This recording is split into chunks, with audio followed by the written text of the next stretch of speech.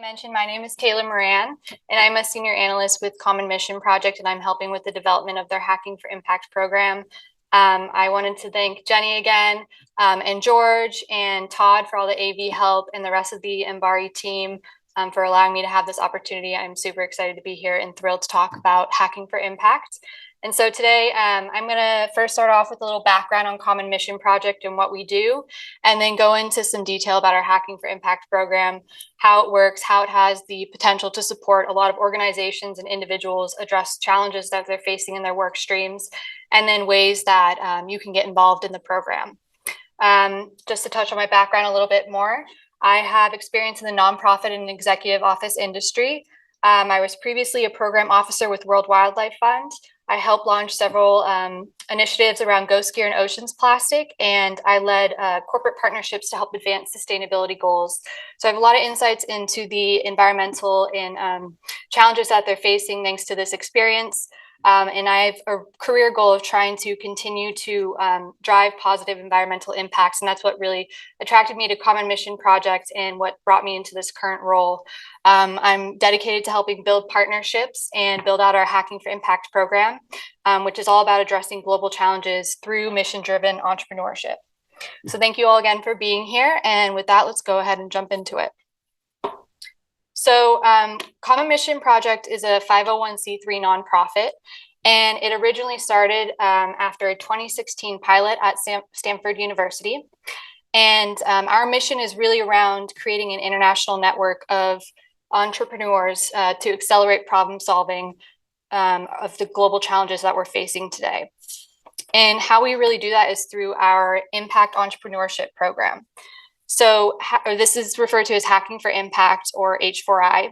And what it is a semester-long 4-credit university course that has teams of 3 to 5 students from interdisciplinary backgrounds, so from technical and non-technical backgrounds. They're typically graduate students, but there is select undergraduate enrollment.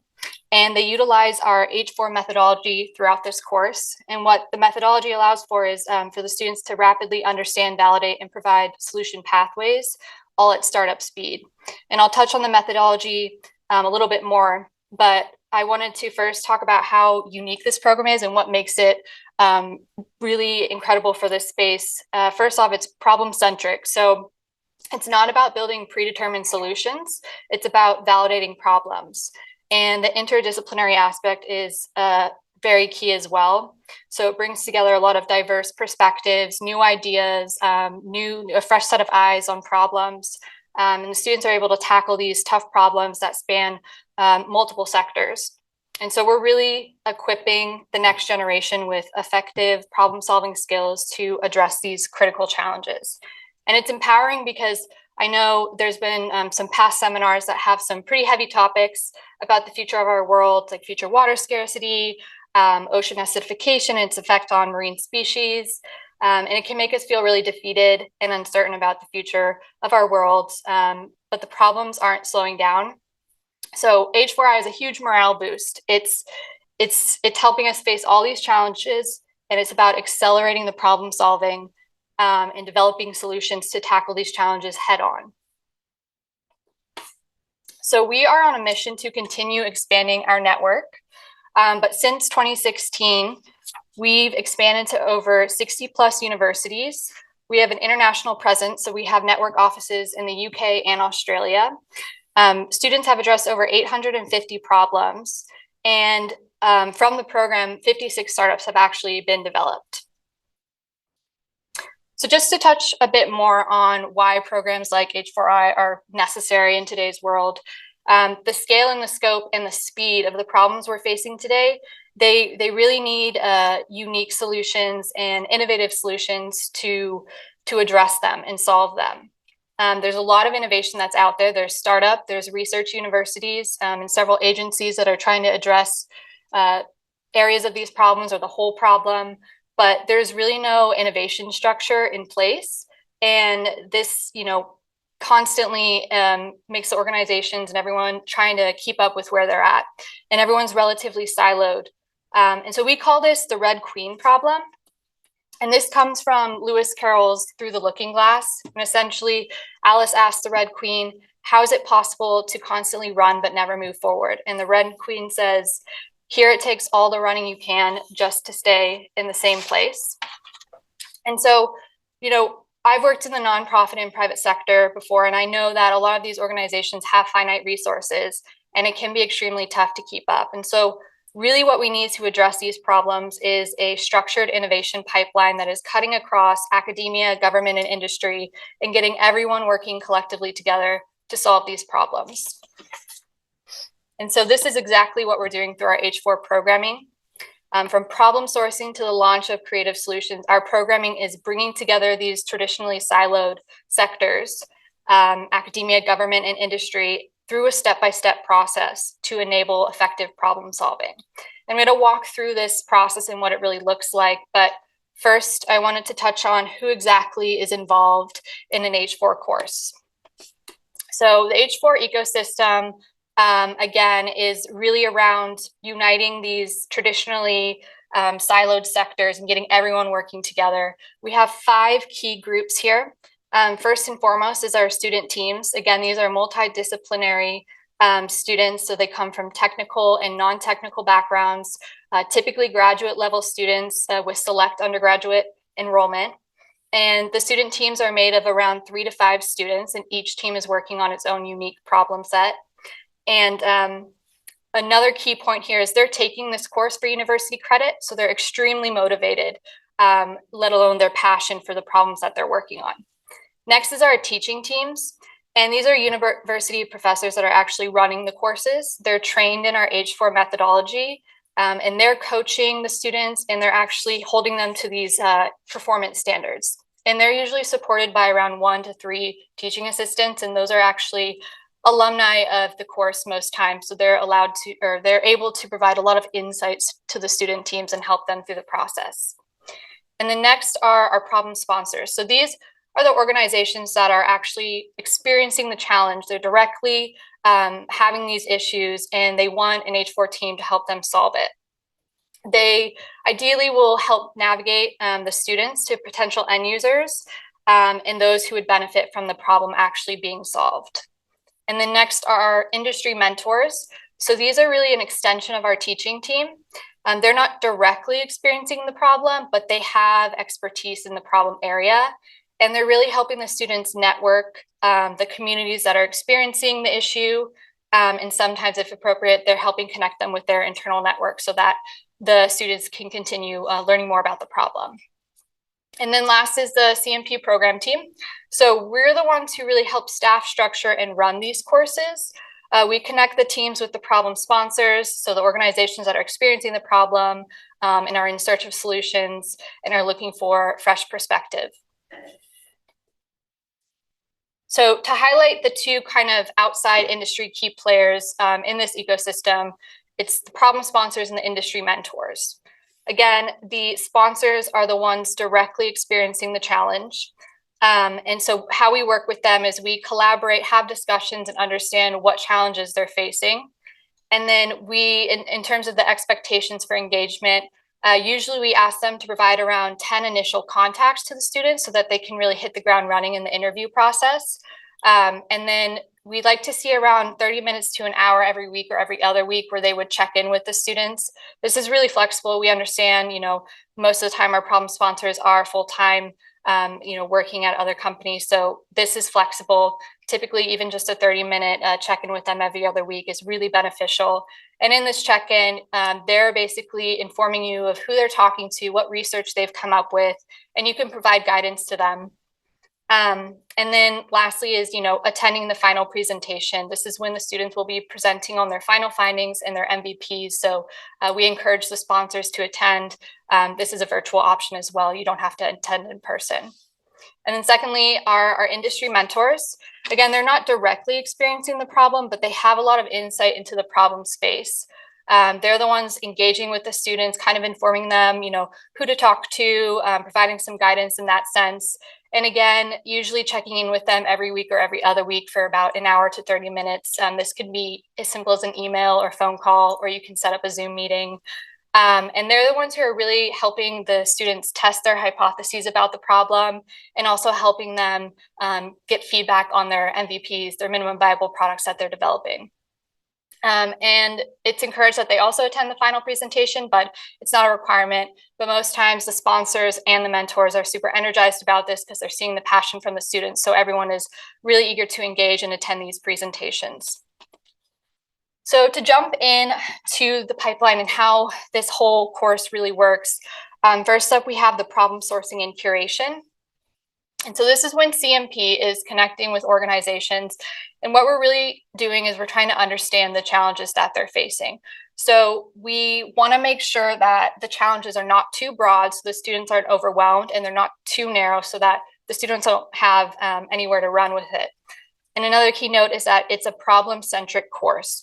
So we want to make sure the problems are solution agnostic, and we don't want the students to be building predetermined solutions. So this process is kind of called scoping. And again, what we're going to do in these conversations with the organizations is talk through, who's really experiencing the problem on a regular basis or semi-regular basis. And this is what we define as the beneficiary. Secondly, we want to know, what do they need? What challenges are they facing? What do they need in order to not be facing these issues anymore? And we would call this, what pain points are they experiencing? And then third, what would it look like if the problem were solved, or what is the desired outcome?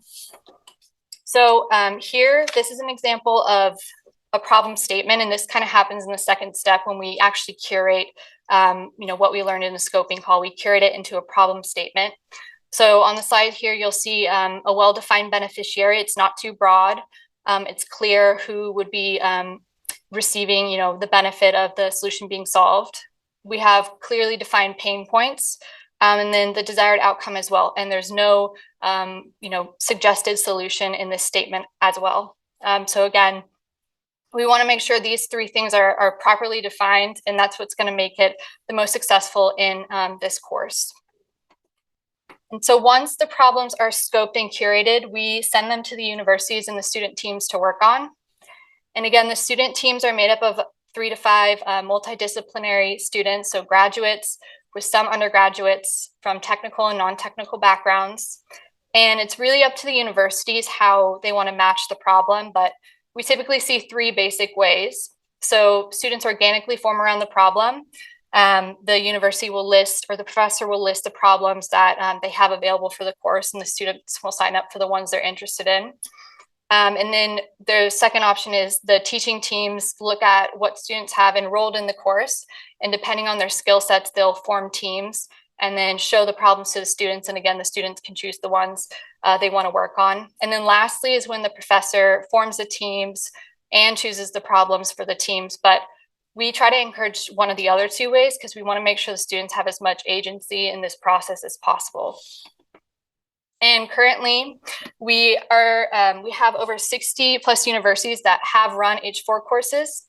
It includes several of the ones that are noted on the slide here. And one of our strategic goals is to expand our university list to include more HBCUs. And so we have an upcoming effort to support this, and that's our February Educators course. And this is sponsored by UNCF. And in this course, we're really going to be focusing on the HBCU ecosystem and how we can move towards this initiative. So kind of the third step in the process is when the students are working with our H4 methodology during the course. And this methodology is derived from Lean Startup. So it's a combination of beneficiary discovery and entrepreneurial tools like the mission model canvas. And a key component of this is that the classroom is flipped. So teachers are not the ones who are sitting up front and lecturing. They're assigning these lectures as homework, and the students are completing pre-reading before coming to class, and they're conducting interviews throughout the week. And then when they come to class, they're actually presenting on their findings. So the students are really the ones who are doing the teaching. They're standing up in front of the class every week. They're presenting on their progress, and they're receiving the instructor's comments and critiques. And this real-time guidance and feedback is what simulates the intensity of a startup. So to walk through what beneficiary discovery is, it's a really core component of this program. The course is all about getting out of the classroom and actually talking to the people that are experiencing the challenge. From the first day of class, the teams are getting out of the classroom and they're learning by doing. So they're talking with stakeholders, experiencing the problem or a portion of the problem. And on average, we encourage the students to talk to around 100 people throughout the semester. And this is not just your typical interviewing. When they're having these conversations, they're actually testing their hypotheses about the problem, and they're using these findings to inform or create their MVPs and actually test further hypotheses. And this process is really what allows for them to have these rapid evidence-based pivots to define the most promising solution path forward. And this, just again to reiterate kind of the importance of having this beneficiary discovery process in this program, and how important it is to actually identify the people who are directly affected by the problem. I have an example here from a student team. They had a relatively big pivot from their original problem statement. So initially, there was a medical officer that was sponsoring the student team. And what he was finding is there was an issue with Navy SEALs. They were experiencing a lot of health issues when they were using these underwater submersibles to transport them on mission. And so the medical officer wanted them to create some type of health monitoring system like a Fitbit that the SEALs would then wear. And then if they were shown to be experiencing any issues, they'd be taken off mission. So the students got out of the classroom and talked to stakeholders who were actually experiencing the issue, which included the Navy SEALs. And in the conversation, not only did they find out that the Navy SEALs would never wear the Fitbit, but what they found is that the issue was the SEALs were spending too much time in water. They were actually getting lost. They didn't know where they were going because the submersible they were using, it has to rise to the surface every so often to get a GPS signal. And the process of going to the surface had to happen in increments to avoid decompression sickness. So it took a long time as well. So the students decided to pivot and focus on how can we improve their navigation and communication instead of looking into, this health monitoring aspect of it. And so through this, they talked with the sponsor, and what the sponsor was able to get out of it was, a better understanding of what the actual problem was and a pathway forward. The students did come up with a minimum viable product. You'll see they're kind of testing it out in this photo here of one of the students in the water. It was a deployable buoy that would float up to the surface so the submersible could stay at depth. But again, the whole key point here is that they were able to tell the sponsor, hey, it's not a health issue, it's actually a navigational issue. And they saved, the sponsor a lot of time and resources putting into developing this health monitor solution. So this leads into the importance of a key tool that the students use in this course, and that's the mission model canvas. And this is a canvas that's going to help guide them through their beneficiary discovery and map their hypotheses. And this is constantly changing on a weekly basis. As they're conducting these interviews, they're learning more about the problem space. It's going to inform all of these sections on here. And it really can be broken down into these three core components. The first being feasibility, and that's going to test whether or not, the innovation is possible given the time frame. And then there's desirability. This is going to test if the innovation project is solving the right problem. And this is one of the larger chunks on the canvas because this is where the students are spending a lot of time having these interviews, and it's going to inform this piece specifically because it's all about defining the beneficiaries here. And lastly is viability, and this is going to test for the long-term value and sustainability of the solution. Will the organization implement it? Do they have the resources to implement this solution? And so really this is a tool to help them understand who's the primary person affected by the problem and is the solution going to be desirable to them. Aqualink's a really good example of, the Fitbit. It wasn't going to be a good solution for the beneficiary because it's not actually what they weren't experiencing health issues, or they were, but it was kind of a piece of the bigger problem, which was navigational issues. So it would have been an unsuccessful solution that didn't meet the beneficiary needs and would have wasted time, money, and resources. So, and then kind of in the culmination of the class, this is when the students are going to be presenting on their final findings, and it may include a minimum viable product. And this happens at the end of the semester in a showcase to the sponsors. This is an example of an MVP that students developed. So in this case, they were working with a company called Liquid Robotics and their wave glider technology. And so originally Liquid Robotics wanted mathematically optimal path planning abilities for direct fishery stock assessment. And the original mapping the students found by talking to stakeholders, it wasn't really going to be possible given a lot of the legal constraints around fishery assessment data and collecting it.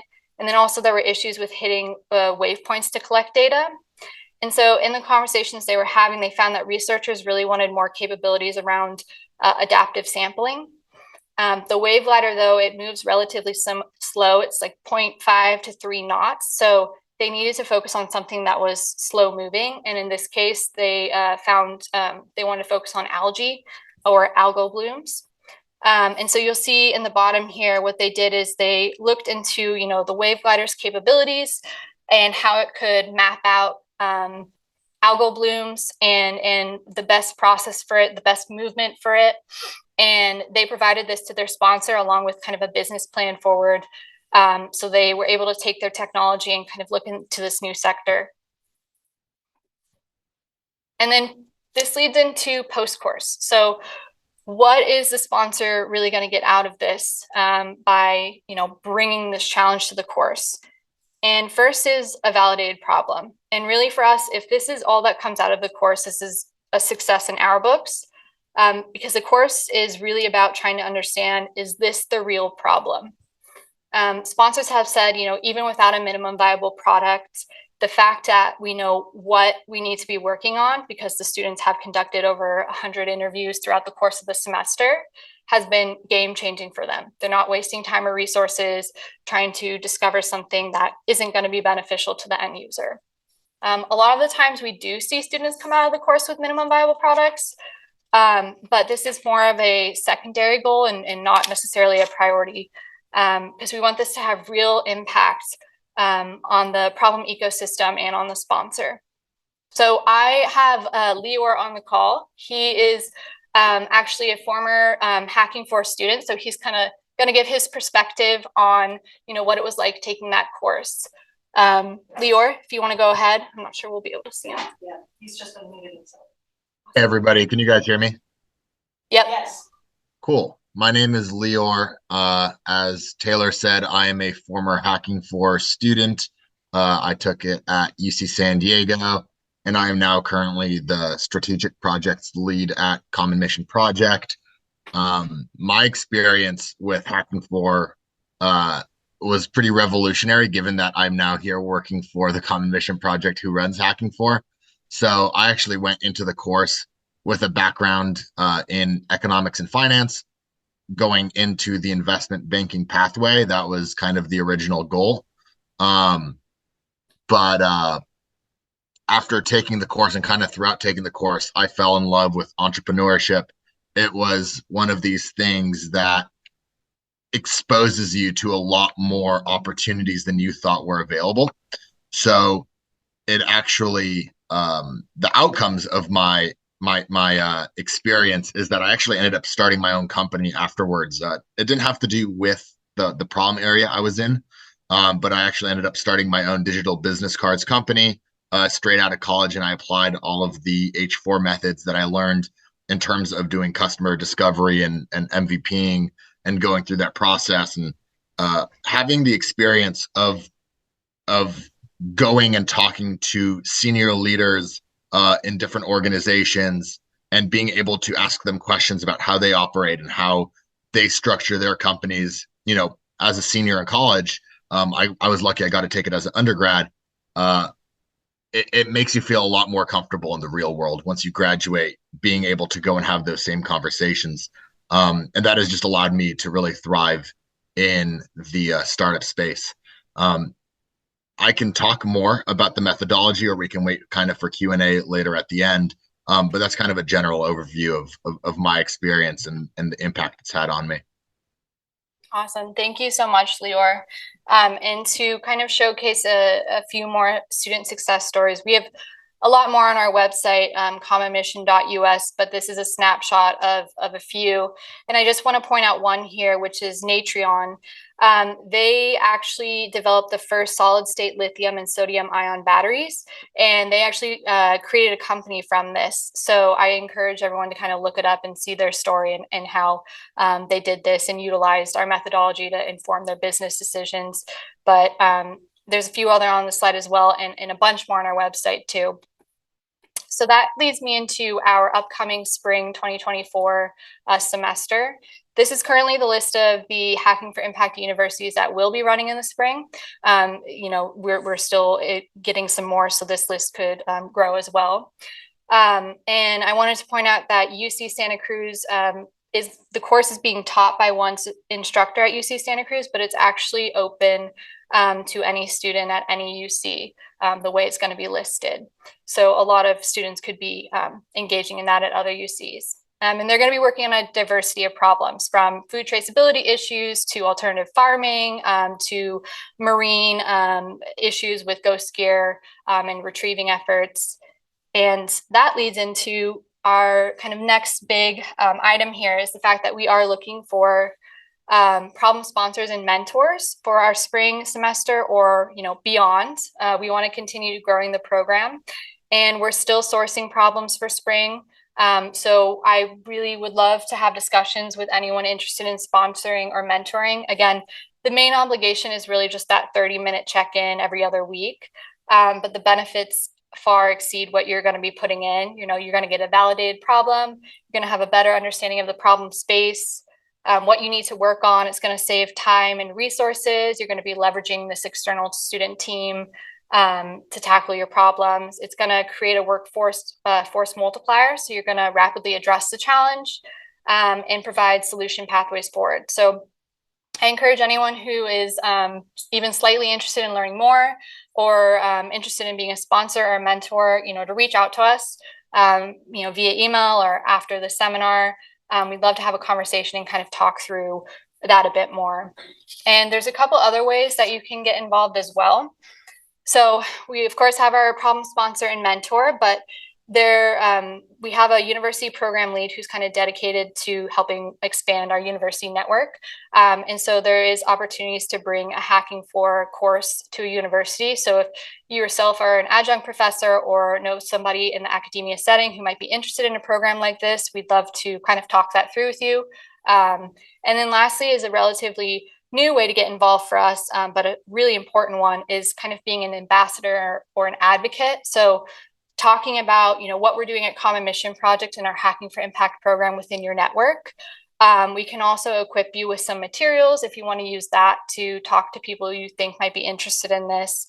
And then also directly, you can email us some organizations or contacts that you feel would be interested in getting involved, and we'd love to chat with them.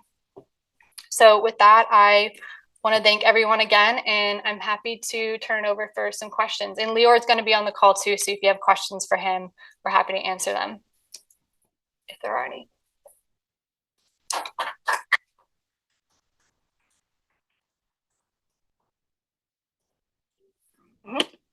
So how does this work when you give out a problem and it turns out is like this is not manageable to solve within 6 months? Is there something where you basically just kind of come back and say, okay, yeah, this is just too much, or is that something that kind of could do? Yeah, that's a good question. Sure. So essentially what he was asking is whether if the problem is too big to be solved in 6 months, how do we handle that? Or is there a way to continue it on maybe into another class? Is that correct? Yeah. Yeah. So a whole part of, the scoping and curation process is we want to appropriately define it so that it can be, solved, or you'll have a validated within the 6 months. So, we'll be working with you to make sure that it is workable, but some problems are larger and do require, more investigation into different aspects of it. So our Hacking for Impact program it is, it's pretty flexible. We understand that a lot of the environmental challenges are broad and big. So we could look into, stretching it over into another semester for a course to continue working on it, and the student team to continue addressing it. Definitely. Mm-hmm.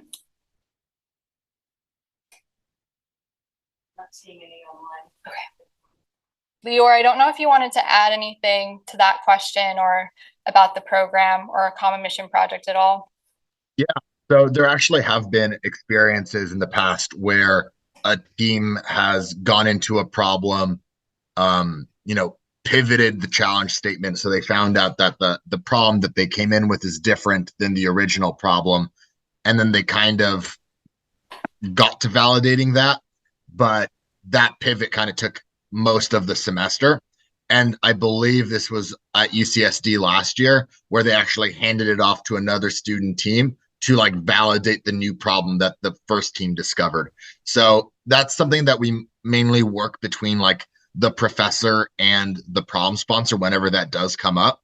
But, for 95, 98% of it, we're able to get at least problem validated and a solution pathway, which kind of it either means maybe it's a white paper, maybe it's a prototype, maybe it's an MVP, but it's a direction in which you can go and solve it. And then there's a select group of students who actually go out and create a startup with a product and then scale it to market. So those are kind of the different potential outcomes. Thanks, Sarah.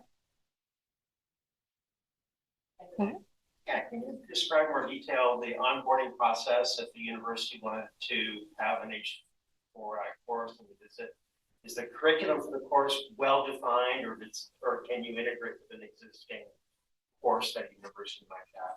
Yeah, so he asked, what is the onboarding process for a university interested in implementing a Hacking 4 course? So that's a great question.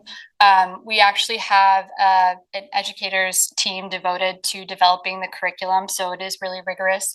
How that process kind of looks is we set up a conversation with our university program lead to kind of talk through, who would be running it, what would it look like. We encourage it to be cross-listed across several departments. But in terms of the curriculum, we do have the educator course. So we do train the professor, the adjunct professor in our methodology. So they're well informed on how to run it. And then we have a bunch of resources and materials on our website for them specifically. But usually it's setting up a call with our university program lead to kind of talk that process through a bit more. Lior, feel free to add on to that as well if you'd like. So the educators courses that Taylor's talking about, we do them usually biannually, sometimes in person, sometimes virtually, over the course of a few days. And it's a chance for professors to kind of go deep into the material and the methodology with one of our colleagues, Jim Santa, who he himself teaches both Hacking for Impact and Hacking for Defense at RIT. And we have him on full time. He's constantly developing and updating the curriculum with his experience and the experience of other professors that he interacts with. And then he also does curriculum advising. So if a professor says they maybe want to tweak it to be more founder oriented and they want, students to kind of try and create startups, or if they want to tweak their course to, X, Y, or Z, Jim will kind of help them manage that within the framework of Hacking for Impact. So yeah, there's a lot of rigor, but we have kind of a dedicated team that allows that flexibility. And we have had conversations with universities that have like capstone programs and seeing how it can integrate into something like that. Some universities have like entrepreneurial programs already. So we'll have discussions on how, if there's synergies and how we can incorporate the programs there. So it's relatively flexible in how you can do that. Is a graduate program required to have an H4I course? A graduate program required? Yeah, he says mostly graduate students and select undergraduates. No, I mean, Lior himself was an undergraduate when he took a Hacking 4 course. So it's not necessarily required. We just encourage, graduate students, but also undergraduate enrollment. And again, it goes back to kind of having those networking skills. Typically freshmen and sophomores haven't yet developed those skills. Not saying it's not open to them. We have seen sophomores take the class before. Also, it opens up, job opportunities. You're networking with a bunch of companies. And a lot of times, we'll see that those students continue working on for those companies if they've developed good relationships with them through, the interviews they're conducting. So not necessary, but it's typically what we see. Where you've been successful in the onboarding, has it been just an advocate at the professor level, or do you work more at like department chair and dean level too to help this be successful? So you asked how we've been successful about advocating about the program at universities. I would say, we have good relationships with certain professors at universities. They're heavily bought into the program and how it works. And so that helps expand our network because professors having that, speaking to the program at other universities really obviously helps expand it. But typically, we have conversations with professors. We have had conversations with deans of departments as well. I'd say, both have been successful. I wouldn't say one is more successful than the other, but typically most conversations do happen with the professors, especially the ones that are going to be teaching the course themselves. Can I add to that too? It's for us, it's really crucial to find a professor, and usually it's a professor team or pair where one has usually like business or kind of startup entrepreneurship background, and the other has potentially more technical skills. So Columbia is a really great example of that, where one of our professors, he is in the computer science department, very, very technical skills. And his co-professor has background in the startup space, and he's just an adjunct and teaches kind of like startup methodology.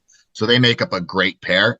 And it's so we start at the professor level usually, and then try and get like senior leadership buy-in, because at the end of the day, it's those professors who are like passionate and engaging with the students. And the reason to have departmental like approval and support is because eventually those professors are going to take a sabbatical or they're going to move on to a different program. And it's important to have buy-in from the department and the university to keep that program ongoing. So that's kind of the paradigm we operate in. Mm-hmm. Yep. Good question. Probably maybe I missed it. How much the problem with the team? How do we match the problem with the teams? Yeah. So after we've scoped and curated the problems, we match them with universities. Sometimes universities will tell us beforehand if they have certain problem preferences or specific areas they want to work on. And so, we'll take that into consideration. And there's three kind of typical methods that we see. So when we send the problems over to the universities, we'll send over however many they need, depending on how many student teams they're going to have. And sometimes they'll list them and let the students sign up for the ones that they're interested in. And then that's how the teams get formed to work on the problem. A second way is that the teaching team will take a look at the students who have signed up for the course and then put them into teams based off of, their skill set, and then they'll show them the problems, and then the students will pick the problems they want to work on. And then lastly is professors will pick the problems, make the student teams, and we try not to encourage that method so much because we want the students to have agency in the process and, get a say in what they want to work on. But that's typically how it works in terms of the matching. Mm-hmm. Okay, so wow, I guess I shouldn't do it. If we don't have any questions online, anyone in the room, I want to thank you all for coming. And if anyone would like to join us for lunch, and we also have another appointment spot available later in the afternoon. Welcome to. Yep. Thank you. Thank you, everyone. Really appreciate it. Thank you, Lior.